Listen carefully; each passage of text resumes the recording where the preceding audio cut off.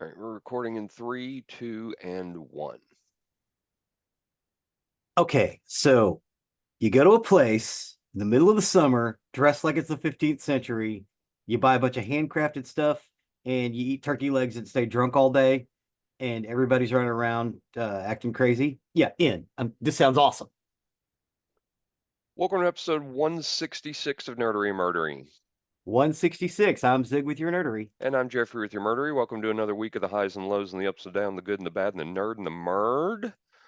Um, oh man, went to Nashville uh, a week ago. Mhm. Um, and it was it. Oh, excuse me. Everybody there was saying it was hot. It was like 80s and overcast. Oh, Um, oh, those poor summer children. you know, and so I was there for the week. Like I said, 80s and overcast. To me, it was nice. Springtime. I got home and stepped out of the airport, and I was like, "Oh my God, this humidity is just stifling." Oh, it was. I just I couldn't believe after just a week. Um, it, it's unbelievable the difference, and to sit there and say 80s that it was hot was just beyond me. Yeah.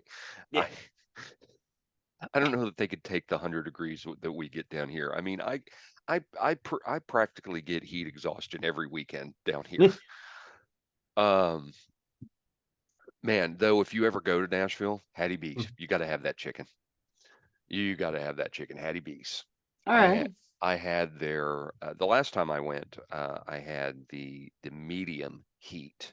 Mhm. Um, and I decided, and I thought, that's it's a good heat, but I could take it up to the next step. Not thinking that the next step was going to be that much hotter. It was. It It was. was it wasn't just an increase, it was several degrees more. Yes. It was a Yes. factoring. It was good. It was Yeah. really good. I enjoyed it, but Yeah, but boy, if it's spicy going down, it's gonna be spicy. yeah. Yeah. But definitely Hattie B's is a must if you're in Nashville. It's in the Midtown area. Actually, I Okay. think there may be a couple of them. So that Uh, Nashville chicken, it's like spicy, but also with pickles, right? they didn't have no, did they have? I can't remember if they've served it with pickles or not, to be honest. Okay. I don't know. I had it with coleslaw and potato salad. Potato salad Yeah. was okay. The potato salad was a little vinegary, but the Um, coleslaw was really good. Coleslaw's good. Yeah, the coleslaw was really good, but yeah, it was good. I just, recommend definitely recommend Hattie B's. They've got one in the airport too, Oh, nice. so I know they've got at least two. Um, and then it was and another thing that was so funny. So we've had two geeks and a microphone on our show, and we both Yes. listen to them. We love them. Yes. Um, they do a live show every Saturday morning. They're live on various platforms. And when I get a chance to listen in, I like to, and I know Zig does as well. And I it try to was, avoid spoilers for myself. That's the only yes, thing I try to avoid. It's like, yeah. oh shit, I haven't seen that yet. I don't want to hear this now. Well, I joined them not too very long ago live just to listen. Um, and when I'm there, I like to just say, "Hey guys," let them know I'm there, and they always like to respond to people that are Yeah. that are watching live. And and I mentioned, I said, "Hey guys, just joined for a few minutes before I head out to the golf course." And then when I didn't hear it when I was live, but as I was listening back to the full episode live, after I said that, I heard Steven go, "Yeah, I don't want to talk about that." I gave them both so much shit over Facebook Messenger about that. I told them, I said, "Oh, I'm just not going to listen anymore." It was funny because I mean, he just says it under his breath, and it's so Yeah, I'm not funny. gonna And I don't even know that I'm not he gonna that talk he that about he that. meant to say that. It was funny. I don't want to talk about It was so funny. I mean, because I know I can get obsessed with that. golf. I got new golf balls, and I was telling somebody at work about them, and that led down a path they probably didn't want to go, where they had to hear um, uh, all the ins and outs of why these golf balls were so much better than the others. Are like, well, do they hit farther? And I went, well, the balls don't really impact the hitting farther. They can a little bit, but and I went into all this thing, and it was so funny. I think the person regretted asking me about that. Asking the question. Yes, so it was funny, but yeah. So The whole point of the balls is to make them easier to see, right? That's well, it depends. So depending on the color of the grass and the color of the ball, honestly, white, s- strangely enough, white shows up the best. well, Um, that makes sense. you get these bright red ones that I really like them. They're Callaway, and they're bright red, and you think you could see those real well. I can't even see those off the tee. People hit the reds, I lose them as soon as they're gone. Um, greens are horrible. I Yeah. can't see Yeah. green at all. Why would you use a green golf ball? Blues are about as bad. Yellows, I can see those in the air real well. Somebody's hitting yellow, I can see those. Um, but blues and greens, definitely not. Mine's called a Volvic, and it has a rainbow colored stripe around it, and I see those pretty well. I use the stripe for alignment. So I'm Ah, very much a fan of the stripe. I've got a Sharpies and a little marking tool where I can do these straight line stripes so I can help with alignment, because believe me, on putting it helps a lot. Especially, when you're looking at the break on the green and whatnot, aligning up your ball correctly is, can take a stroke off your game or two. So, but anyway, yeah, there you go. More you wanted to know about golf than yeah, than golf. you The thought. show is now about golf. And once again, golf takes over the show. Show. We had a radio show in Ha- DFW that they would do that occasionally. Yes, Oh, was it golf or tennis? golf, golf. Yeah, that's the ticket in Dallas Fort Worth, and one of their co-hosts is very into golf. And so, when the Masters and all that kind of stuff is on, he really gets into that. So, all right, you got anything before I let you take it over? Went roller skating yesterday. No, I cool. I was good for about half hour, Yeah, but I pushed it to about an hour, and then my knees were just killing me, so I had to get out. that But it was sucks. good. It Sorry, was man. good exercise. Yeah. Oh no, the kids were skating the whole time, and I was able to sit there and have some fries. It was awesome. We went to Oh, the Gator Skate, which is it. It's like a 1980s skating rink, uh-huh. just plucked out of time and set there. That's so it's awesome, All right. awesome. All right. Well, cool. Well, I'll let you go ahead and take it all off. Today we're Or going to talk about Renaissance fairs. cool. Well, and you had mentioned that in the stab about going on to sorry, we had a pause for technical difficulty. I was just saying, you said in the stab, um, in the summertime. They're not all in the summer. No, but most of them down here are in the summer. Yes. Renfest is in October. Yeah. Um, there's a really nice one up here too that a lot of people are going. Not TRF is in like September and October, so it's better. Yeah, I think it's October, and Renfest is huge. Yeah. Sherwood Forest is a little later. Hmm. The one that's in DFW, Scarborough Fair, is right at the beginning of summer, and it is ungodly. It can be ungodly hot, and Yes. sometimes you'll get a little bit of overcast and rain. It's great. Hmm. But when you're wearing layers of stuff, it's not the best. Um, Ren Fairs. So, a Renaissance or medieval fair is an outdoor gathering that aims to entertain its guests by recreating a historical setting, most often the English Renaissance. Renaissance fairs generally include costume entertainers or or fairgoers, musical and theatrical acts, art and handicrafts for sale, and festival foods. These fairs are open to the public and typically commercial. Some are permanent theme parks, while others are short-term, even in events at a fairground, winery, or other large spaces. Some Renaissance fairs offer campgrounds for those who wish to stay more than one day. Many Renaissance fairs are set during the reign of Queen Elizabeth I of England. Some are set earlier during the reign of King Henry VIII, or in other countries such as France. Others are set outside the era of the Renaissance. These may include earlier medieval periods such as the Viking Age, or later periods such as the Golden Age of piracy. Some engage in deliberate time travel by encouraging participants to wear costumes representing several eras in a broad time period. Renaissance fairs encourage visitors to engage with costumes and audience participation, often renting outfits. Fairgoers many welcome fantasy elements like wizards and elves. Speaking of handicrafts, just have that cup. You had Here's you one. had Here's you one.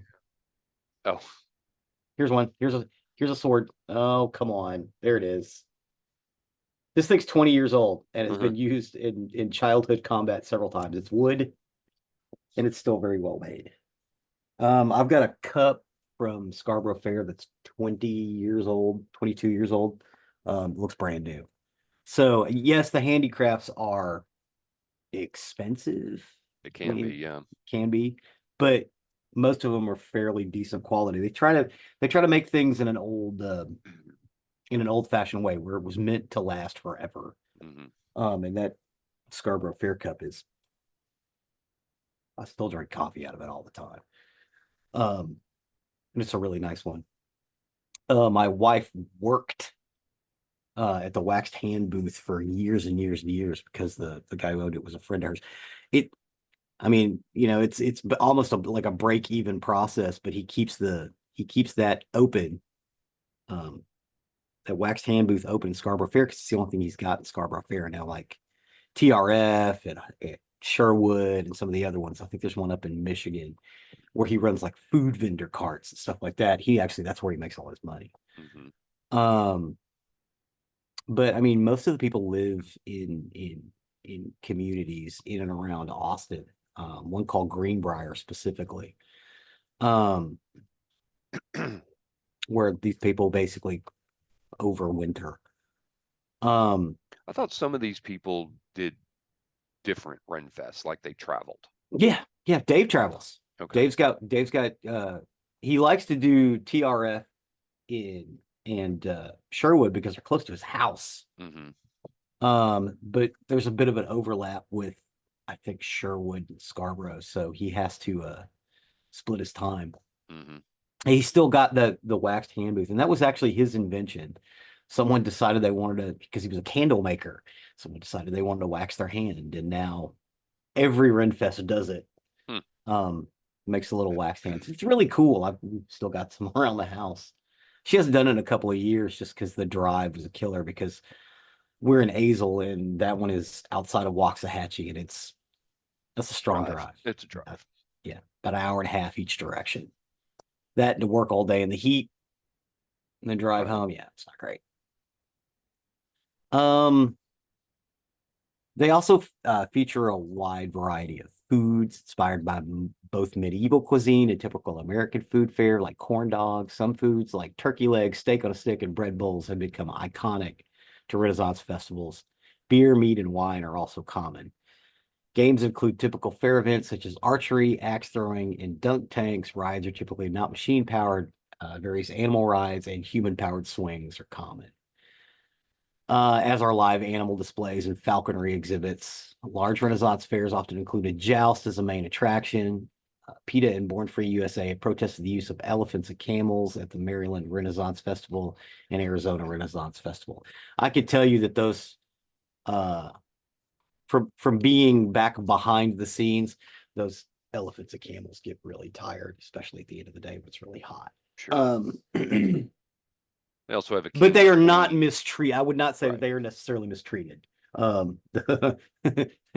That there's one camel, a dromedary, that probably lives better than I do.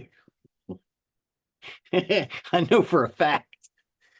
They also have a king and a queen that walk around and they have a Yes. parade with them. And Yes. Um, so there is one, isn't there one in the valley as well, Oh, down I where don't know. you're I was thinking about that. I have no idea if there's one down here or not. in the links. I have put a link to basically a Renaissance Fair database. It's kind of Hmm. an older website, but you could basically type in your town. It'll show all the Renaissance that are closest to you and when they happen. So I did include that because I was like, oh, this would be really handy if they want to go check out Renaissance fairs. Looking at In a the last few years, they're looking yeah, at a website that's the renlist.com, and it yep, doesn't show one in the valley. not one in not one in the valley. Uh-uh. So I guess TRF's probably the closest one to you. Yeah, and that's Conroe. Oh, Conroe in Houston? I Oh never. no. Yeah, Yeah, I it's think just that's north of Conroe. Houston. Yeah. There's a New Braunfels one. Ren Fair, the Dickens up in Houston. Texas Viking Festival. Interesting. Yeah, I've got a friend who's in Chicago. Theirs is all a big Viking thing every year. Interesting. Um, yeah, oh, it looks like a lot of fun. Um, it's a it's a nerdy thing that we've all kind of done over the years. Oh God, I used to go every year for a while. Yeah, dress up, I never go dressed and up. dress up. I never dressed up. Be drunk all day. Eat, eat. Drinking was always definitely a part of it, but I didn't drink. But I definitely did not. Uh, um, Food. Oh, I've dressed up several times. I just never did.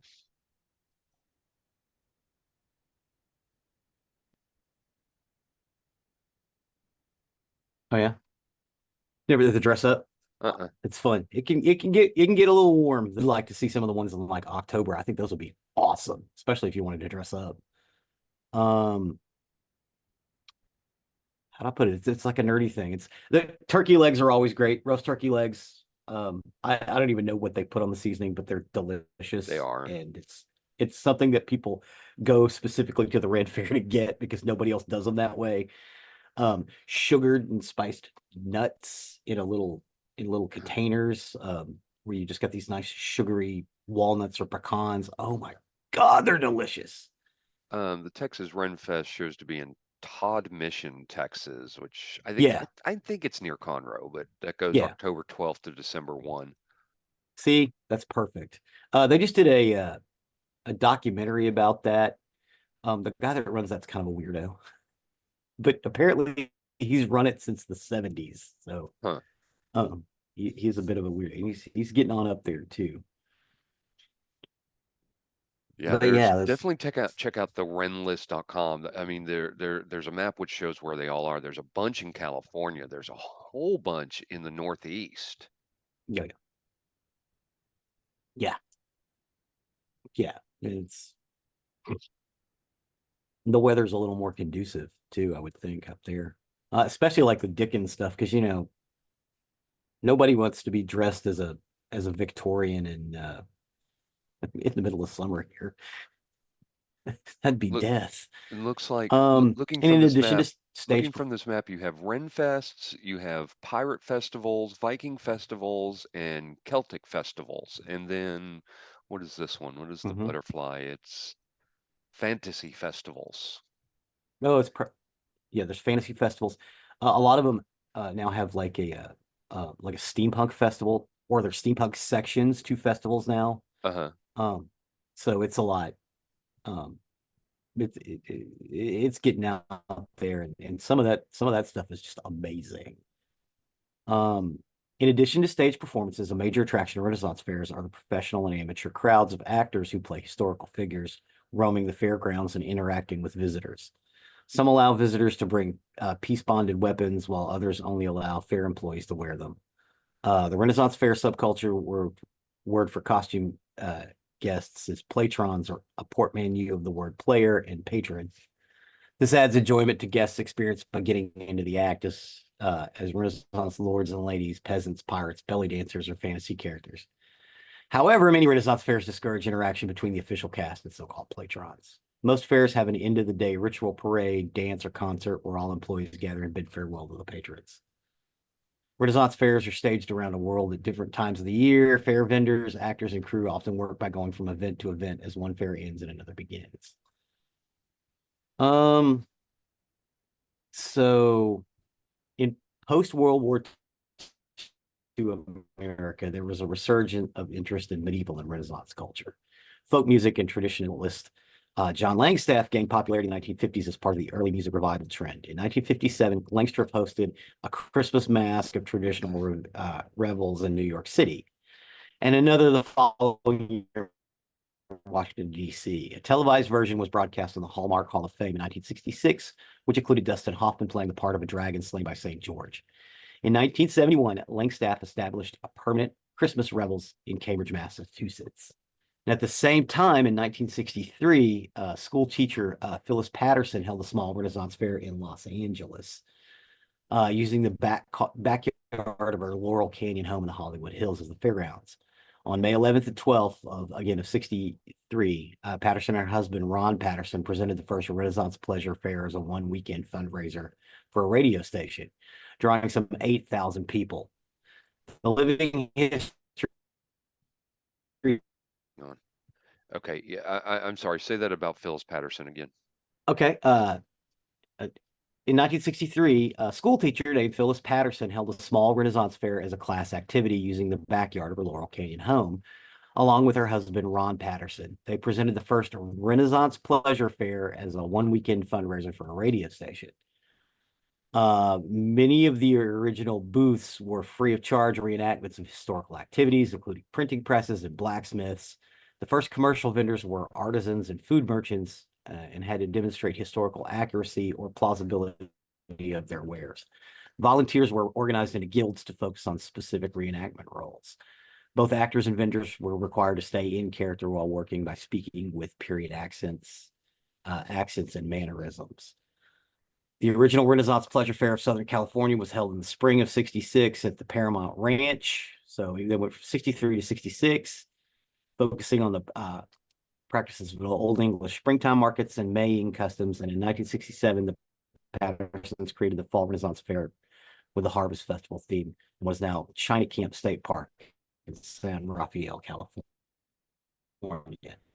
And it is still going today. So they started in 63. They didn't do another one until 66, but basically since 66, they've been doing it every year since then. And that's basically the start of this whole Renaissance Fair thing. That's where it leapt all over the world. Of course, you've got the Christmas fairs, which are usually Charles Dickens based. Germany's seen a very similar phenomenon since the 1980s, and fairs have grown increasingly popular in Canada and Australia. So it just kind of started in California and New York, and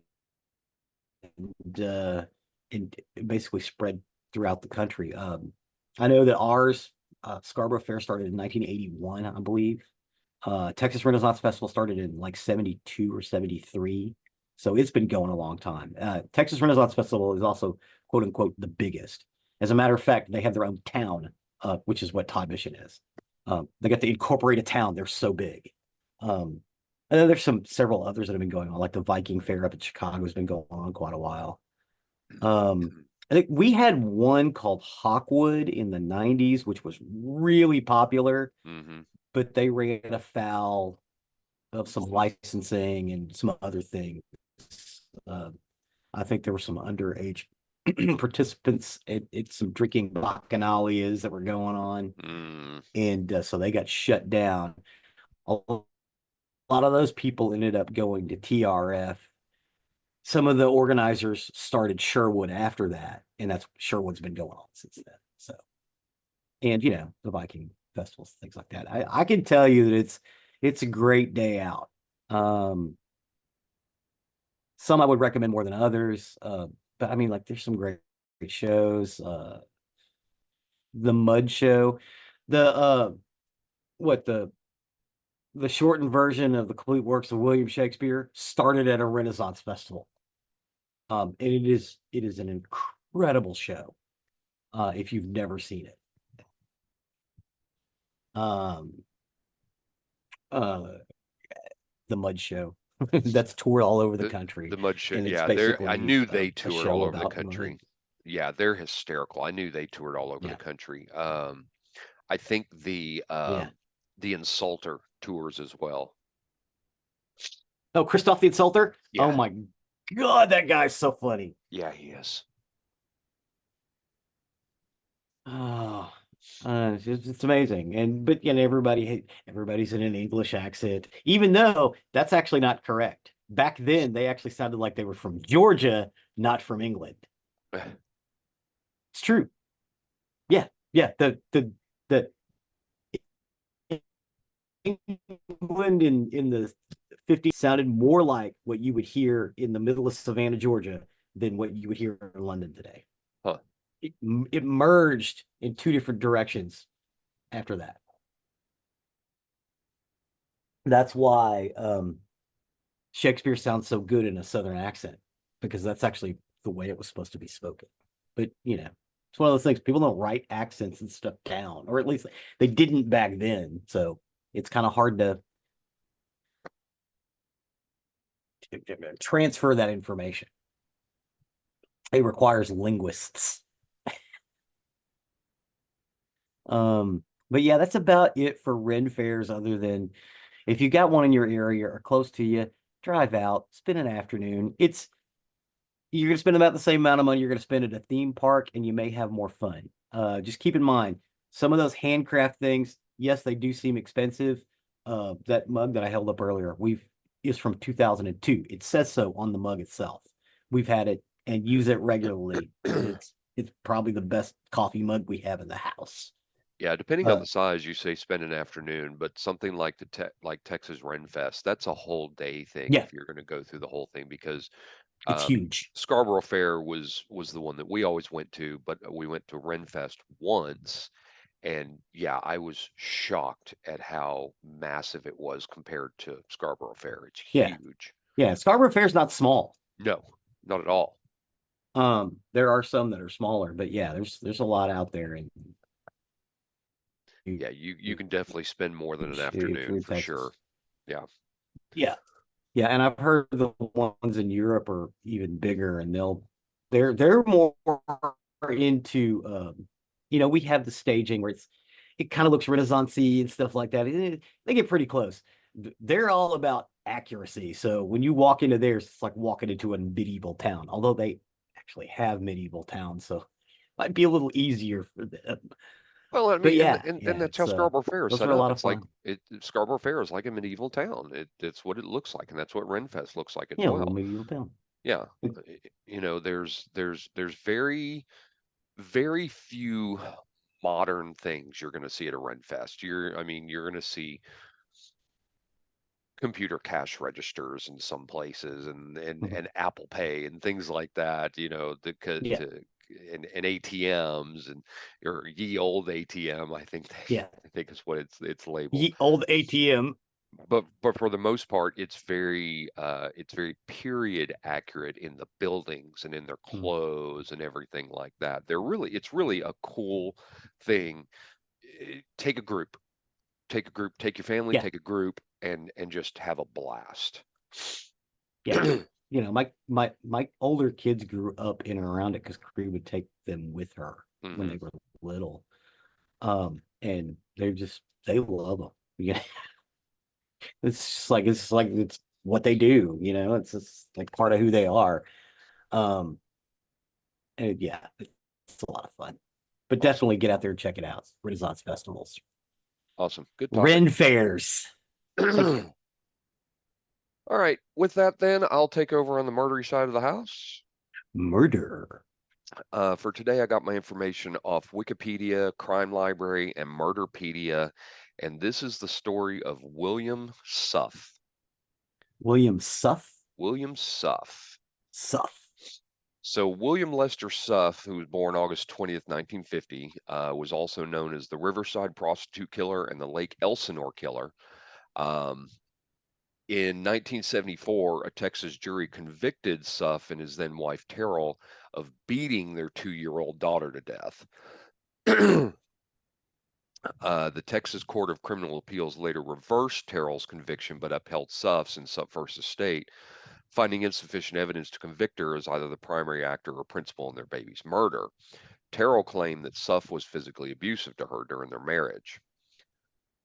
Suff was sentenced to 70 years in a Texas prison, but he only served 10 before his 1984 release on parole, which is when his reign of terror would begin. On January 10th, Wait a 1989, minute. He yes, got 70 years yep, and served 10? yep. They must have been trying to clear the prisons out. I don't know. This was 1984, so I don't know. Yeah. Okay. I'm with you. But um, on January 10th, 1989, Rhonda Jetmore, who was a 27-year-old prostitute, entered into a sexual transaction with Suff. Their agreement turned violent when he began choking her, and she struck him with a flashlight she had in her hand, which caused Suff to lose his grip, allowing her to briefly escape. He then tackled her to the ground and began ripping off her clothes. He stuck a finger in her mouth and she bit down, causing one of her teeth to break. That's how hard she bit on his finger. Shit. Uh, Surprised she didn't bite it off. yeah. Suff pulled back and Jetmore was able to run to the door, but then she was tackled again and she pleaded with Suff to let her go. And he lost track of his glasses. She used her flashlight to shine a light on them when Suff went to pick his glasses up and she ran out the door and flagged down a car. The passenger, who she happened to know, pulled out a gun and fired at Suff, and she was able to escape. So she lived. On June 28th, 1989, Kimberly Lytle was found manually strangled to death on the side of the road in Lake Elsinore. Her autopsy revealed that she had been hit in the head and she had cigarette burns on her arms and other areas of her body, which were all injuries that occurred prior to her death. She was covered with a blue bath towel, which was found to have red, white, and blue fibers that were later matched to a sleeping bag in Suff's van. On December 13th, 1989, the body of Christina Leal, who's 23, was found strangled and stabbed to death on a Quail Valley hillside, which is in Riverside County, and she was last seen the night before. Her autopsy revealed marks around her wrists and ankles, indicating she was bound. There were scratch marks on her face, a black eye, and 4 stab wounds in the middle of her chest. At least 2 knife wounds on her genitalia, and one of her nipples was partially removed, and this was all done ante-mortem. There was a light bulb that had been inserted into her uterus and was recovered intact. They did find samples of Suff's hair and fibers from a pillow, blanket, and sleeping bag that were later found inside of Suff's vans that were recovered near her body. Other fibers, which were found on Suff's car seat, matched that of a t-shirt and sock that was found on Leal's body. Oh, shit. Riverside County's right at the edge of the Sam Houston National Forest. Uh-huh. I bet they found a way more than that. On January 18th, 1990, so I mean, we're now 4 people in the span of Yeah. months. Uh, Yeah. Darla Ferguson, 23, was strangled in Riverside, just a half mile from the body of Kimberly Lytle. She was found with her legs propped up and a trash bag pulled over the top half of her body, tied at the waist with a rope. Her wrists had been bound and she suffered blunt force trauma before death. And there were tire tracks that were found that matched the other crime scenes that were later attributed to Suff. On February 9th, 1990, Carol Miller, who was 35, was found nude with the exception of a shirt pulled over her head in a grapefruit orchard in Highgrove. The frenulum connecting her upper lip to her gums was torn, indicating she was struggling while being smothered. Um, but she had no trauma to her neck. She was stabbed 5 times prior to her death. Next to her body was a peeled and eaten grapefruit, and pubic hairs were discovered on her, which were later matched to William Suff. Then he went a few months. On October 6, 1990, the body of Cheryl Choker, who was 33, was found in Riverside, partially inside a dumpster. She was found strangled to death, possibly with a wire, and with such great force it cut the skin of her neck. Her right breast had been severed post-mortem and was found on a dirt road 30 feet away. And there was a shoe print matching the size, shape, pattern, and wear of shoes belonging to Suff, which that were found at the scene.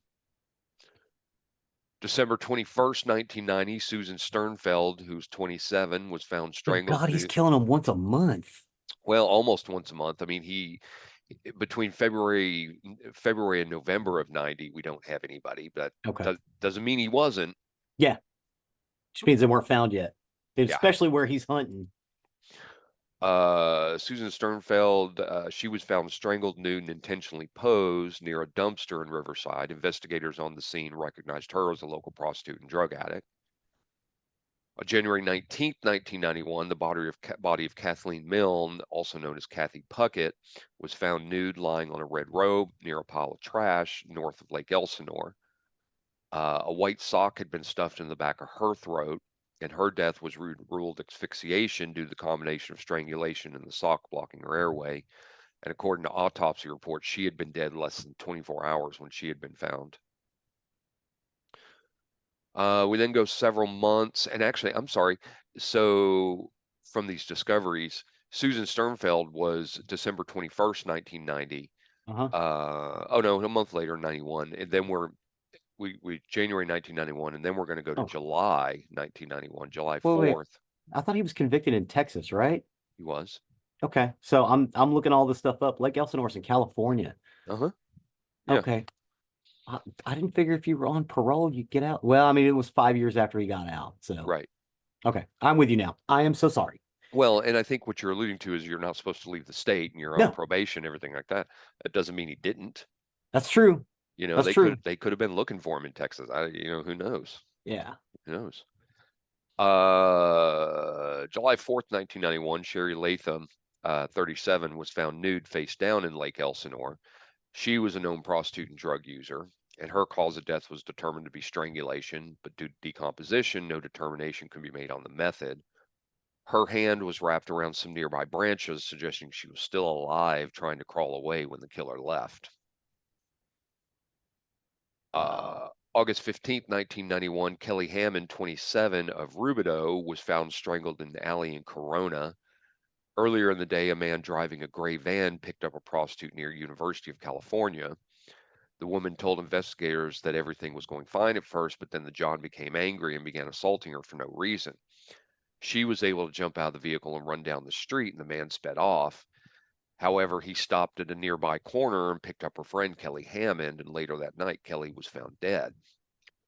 Her nude body appeared to be posed. Her right arm was bent and tucked under her abdomen, and her left arm was bent with her hand on the ground and palm facing upward, with her left leg drawn to her chest, and her right leg was extended outward. She had two lacerations, which occurred prior to her death, on her forehead. Her autopsy revealed her death to be caused by strangulation with acute opiate intoxication, which was a possible contributing factor. The woman who escaped was able to help investigators create a composite sketch of the man in his vehicle, and an APB was quickly issued within hours, and newspapers and TV stations were broadcasting the killer's likeness. On September 13th, 1991, Catherine McDonald, at 30, was the only black victim attributed to Suff, and she was found in Lake Elsinore. Her body was also posed. Her legs were spread apart, but her feet were together and her arms outstretched to the top of her head. She was 4 months pregnant. Ugh. Before she died, she was stabbed in the chest 3 times. She also had a gaping cut on the left side of her neck. Her right breast was removed post-mortem, and she suffered a stab wound as well as other lacerations to her genitals some before and after her death. Her official cause of death was multiple stab wounds to the neck as well as compression, and shoe prints of the same pattern as the other murders were also near McDonald's body. Investigators believed at the time that the killer must have seen or heard the broadcast saying he preyed exclusively on white women, so they believed he changed his MO to show the media who was in charge. On October 30th, 1991, the body of Delilah Zamora, who's 35, was found strangled in Glen Avon. The man who found her thought at first it was just a mannequin. Just FYI, it's never a mannequin. It's never a mannequin. Well, except for that one time when you ran across that that that wreck and you The, thought it was somebody's leg and it turned out to be a wooden it was leg. a prosthetic leg, but I mean Yeah. it wasn't a mannequin. No, it was not a mannequin. That's true. Delilah was also a prostitute and drug user, and she was the mother of 5. Hmm. She had fingernail injuries consistent with clawing at a ligature, though method was unable to be determined. Her larynx was crushed and broken down the middle, which would require an extreme amount of pressure.